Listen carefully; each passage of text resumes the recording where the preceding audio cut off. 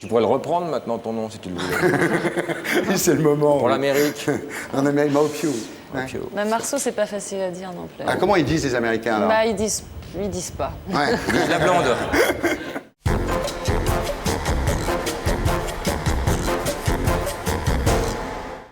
Voici Sophie Marceau.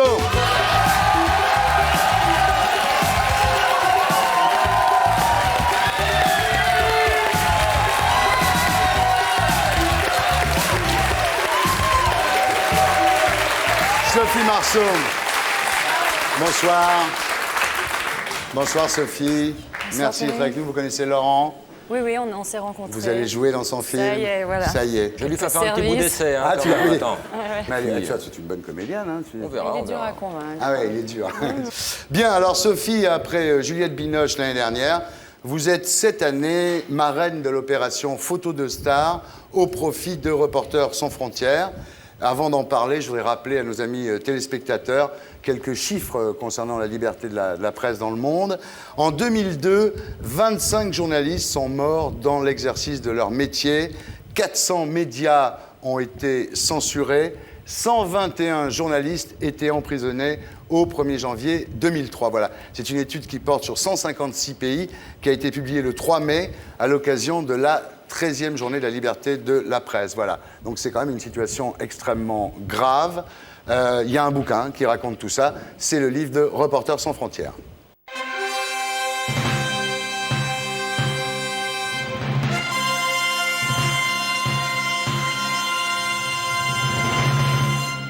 Alors, Sophie, pourquoi avoir accepté la proposition de Robert Ménard d'être cette année donc la marraine de l'opération Reporters sans frontières, Photo de Star? Je crois que ça se refuse pas quand il est question de choses aussi simples que la liberté. Avant que ce soit la liberté de la presse, c'est la liberté de l'individu, c'est la liberté de l'expression. Avant même que ce soit des journalistes, c'était des intellectuels, c'était des écrivains. Et c'est inadmissible dans un monde qui se dit être civilisé, dans un monde où, en plus, heureusement, aujourd'hui, on peut tout voir et tout savoir, enfin presque. On ne peut pas être indifférent à ça, donc il faut aider, il faut en parler. Alors ça ne s'arrange pas du tout parce que, bon, il y a des régions comme ça, comme l'Asie du Sud-Est, comme l'Amérique du Sud, qui sont des régions où de toute éternité, il y a eu des journalistes malmenés par le pouvoir. Mais maintenant, on a vu des choses dernièrement. Donc, pendant la guerre d'Irak, on a vu des chars américains qui tiraient sur l'hôtel Palestine, où étaient des journalistes. D'ailleurs, beaucoup de journalistes ont été tués à cette occasion. Il y a aussi les révélations la semaine dernière, ici, de Christina Borjesson, qui nous racontait qu'aux États-Unis, maintenant, il y a une telle pression du pouvoir et des compagnies que finalement, on a beaucoup de mal à faire du journalisme d'investigation. Oui, enfin, attention, parce que là, je vois que vous tirez directement sur les États-Unis. C'est quand même un pays aussi où on a le droit de faire Bowling for Columbine, qui dénonce aussi... Enfin, je veux dire, c'est un pays aussi de liberté où les gens s'expriment. C'est aussi CNN qui va partout et qui parle de tout. Donc, je ne pense pas qu'on puisse mettre les États-Unis dans le même camp que l'Irak, justement, où il y a des vrais charniers, où il y a vraiment des gens qui ont été tués pour leurs opinions et pour dire les choses, quoi.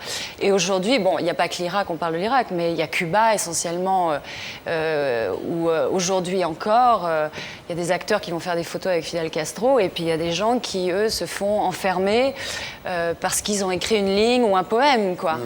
Non, je ne veux pas attaquer les États-Unis, mais enfin, vous savez... Mais Thierry, toi, on ne va jamais te proposer de films aux États-Unis. Peut-être que pour Sophie... Non, je ne veux pas attaquer les États-Unis comme ça, bille en tête, mais c'est vrai que, par exemple, ce ne sont pas des journalistes, mais à Guantanamo, il y a tout un tas de gens dont on ne sait pas s'ils sont des prisonniers de guerre, des prisonniers de droit commun, on ne sait pas quel est leur statut. Ils n'ont pas été jugés par un tribunal, ils sont enfermés, je veux dire... Ouais, tout ça, c'est de la politique. Et de toute façon, la politique, on le sait, c'est pas clair. Là, on n'est pas là pour parler de politique. On est là pour parler de gens qui se font enfermer parce qu'ils disent des choses, parce qu'ils écrivent des choses. Ils se font torturer. Et c'est inadmissible et il faut le dénoncer. Voilà, il faut aider. Et c'est ce que fait Reporters sans frontières. Voilà, alors comment faire justement pour aider Reporters sans frontières? D'abord, il faut de l'argent, hein. Je crois que c'est la chose la plus importante, parce que Reporters sans frontières s'occupe de communiquer avec ces gens qui sont emprisonnés. Et puis aussi, il faut payer les avocats, enfin, je veux dire que c'est beaucoup d'argent. Alors, il y a des albums photos qui sont publiés tout au long de l'année. Nous, on en fait la promotion ici, dans cette émission, toutes les semaines. Et puis, une fois par an, il y a une opération qui s'appelle Photo de Star, dont vous êtes donc la marraine cette année. Alors, Ouais. on donne des appareils à des stars qui font des photos, qui ne les font pas développer. Voilà, alors Laurent voilà. Baffy va faire des photos. Ah, c'est joli ça. Celle-là, elle va coûter cher. Et on vend ces appareils et il faut quand même Attends, dire... topless, on l'a double. Compte sur moi. Mais non, tu confonds avec Emmanuel Béard. Ouais, ce que je disais, c'était pour la vente aux enchères, hein, c'est pour Ouais. générer du fric. Hein, c'était pour la liberté de la presse.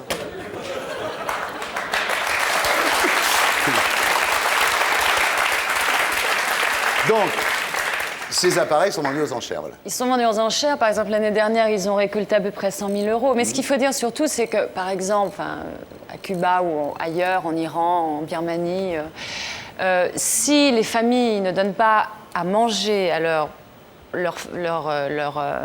mari qui est enfermé, ils n'ont rien à manger et crèvent dans les prisons, quoi. C'est fait pour ça. C'est fait aussi pour rapatrier des familles dans des pays qui risquent, elles aussi, à leur tour, de se faire enfermer.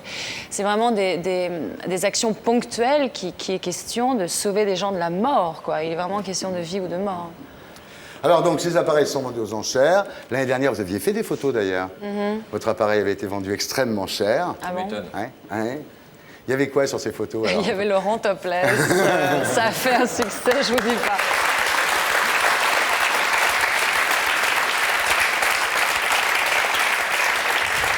Alors moi, l'année dernière, j'avais acheté l'appareil photo de Juliette Binoche.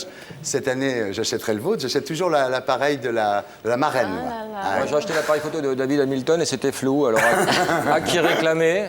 On ne sait pas. Dites-moi, vous allez me faire quoi comme photo, alors? Je sais pas, je sais pas. Vous pourrez me faire les enfants? Vos enfants?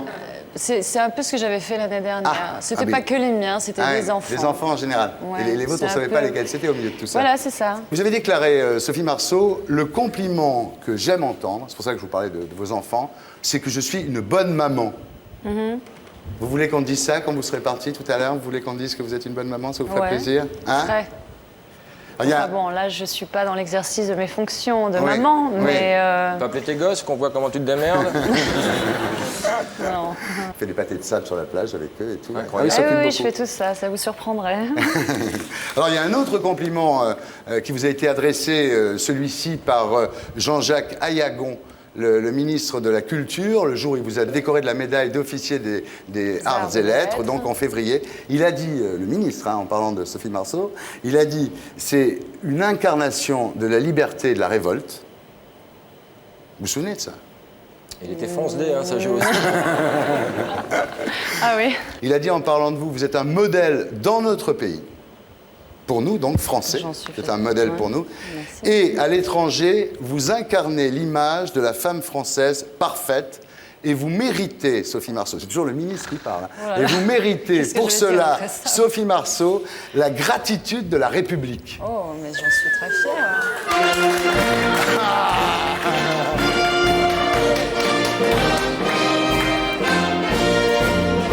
Photo, photo, photo.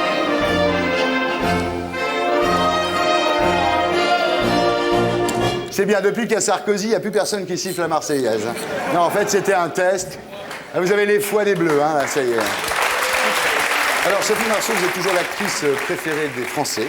Est-ce que vous êtes intéressée par l'actualité, par la semaine qu'on vient de vivre, par exemple, avec l'histoire de la retraite, les grèves Oh oui, bah, qui ne l'est pas, hein. On Ouais. est tous coincés dans nos voitures. Non, parce que je me disais un truc, je me dis, Sophie Marceau, elle a commencé à bosser à 14 ans. Ouais, Donc 13 ans, oui. Vous avez la Comme retraite mon père, comme ma mère. Bah oui, dans pas longtemps, vous êtes à la retraite. Vous avez Ouais. 14 ans, vous n'en avez plus pour longtemps, Ouais. là. Mais je sais pas. Vous savez, moi, je suis un petit peu mal placée pour parler de tout ça parce que forcément, on vous attaque tout de suite, quoi. Oui, mais toi, de toute façon, Ouais. Toi, de la toute retraite, tu comptes pas tes points, enfin, tout ça, c'est un petit peu mal placé. Ce qui n'empêche d'être citoyen et d'avoir des opinions. D'avoir des idées, oui. C'est sûr. Ouais.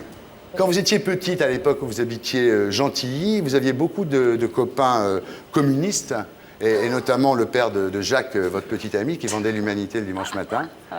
C'est vrai. À l'époque, vous avez été sensibilisé par ça, parce qu'ils étaient très en avance. Ils étaient déjà sensibilisés par le racisme, par l'intégration, par la condition ouvrière. Est-ce que ça vous a influencé, ça? Oui, on vivait dans des cités où il y avait comme ça un brassage de culture, qui forcément nous interpellait sur beaucoup de choses, quoi. On était assez au courant de ce qui se passe dans l'actualité, mais peut-être moins qu'aujourd'hui, par exemple, parce qu'on n'avait pas justement cette presse qui va partout dans le monde. Et il est important qu'il y ait toujours cette comparaison avec le reste du monde, savoir comment ça fonctionne ailleurs, pour parfois se dire, bah, finalement, c'est très bien chez nous. Hein, avec ces histoires de retraite et tout, bon, certes, mais comment vit le monde? Ça se passe comment ailleurs? Et nous, on était sur notre petit monde à nous, beaucoup plus qu'aujourd'hui les gens, je pense. Ouais. Donc à l'époque, vous appeliez Sophie Maupu. Et c'est juste avant la sortie de la Boom que Alain Poiret il vous a donné une liste de noms d'avenues, c'est vrai? Et il m'a dit, voilà, si ça peut t'aider, je te donne les avenues et Il vous a donné toutes les avenues, vous aviez le choix, donc c'est Sophie extraordinaire. MacMahon, Sophie de la Grande Armée, Sophie de la Grande Armée, ça aurait été bien. Sophie Voilà. Guéna, Sophie Kléber. J'ai tout essayé et puis finalement, Et Marceau, c'est pas mal. Marceau, j'ai gardé mes initiales. Voilà, ça vous hein. permettait de garder Exactement. SM, qui sont quand même des SM. initiales. Bien sûr. C'est pas des initiales. Souffre On Mercure. n'oublie pas facilement. Alors l'avantage de s'appeler Sophie Marceau, c'est que le jour où vous aurez une avenue, vous l'avez déjà. Donc à Yagon, comme ça, il vous donnera l'avenue Marceau. Voilà. L'inconvénient, c'est que beaucoup de gens croient que vous êtes la fille du mime Marceau. Ah si, quand vous faites ça, oui.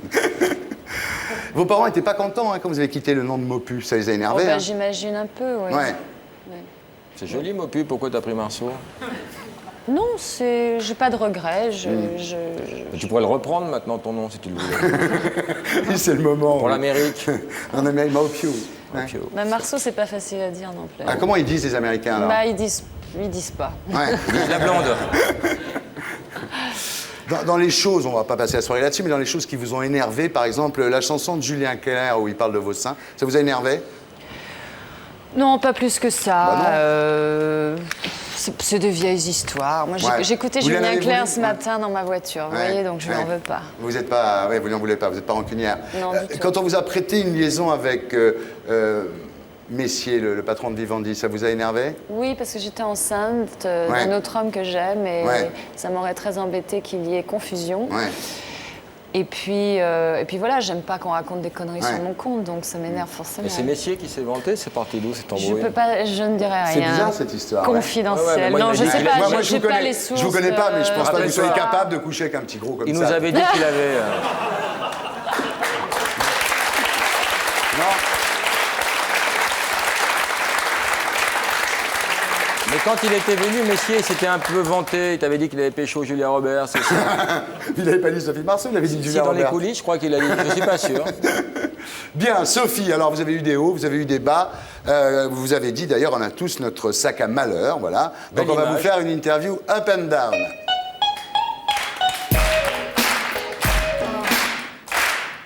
Sophie, ce que vous préférez en vous? Eh ben, pop. Pas. Quiz. Je sais pas. Mes Ouais. contradictions, allez. Vos contradictions. Ce que vous haïssez en vous? Mes contradictions. Non, mais physiquement. Non, ça c'est top secret. Ah bon? Je peux pas vous dire ce que j'aime pas en moi. Ah, d'accord, mais ce que tu aimes? Ce que tu préfères? Ce que je préfère, mon nez. Ton nez. Ce que vous préférez dans le cinéma? Tourner. Ce que vous détestez? Attendre trop longtemps. Ouais. Avec votre fauteuil marqué Sophie Marceau, ça... Non, moi j'aime bien les cubes. Hein. Je m'assois sur les cubes. Ah, Tu arrives à les mettre dans l'ordre maintenant? ABC, ouais. T'as vu, elle connaît bien les lettres. T'as vu les progrès depuis la boom? C'est incroyable. Le film où vous jouez que vous préférez, Sophie? En fait, en vérité, j'aime pas trop me voir Ah ouais. dans les films que j'ai faits. C'est marrant, moi aussi. Ah bah c'est bien, je suis pas toute seule. Non, j'aime pas trop te voir dans les films que tu Oui, c'est bien ce que je pensais, oui.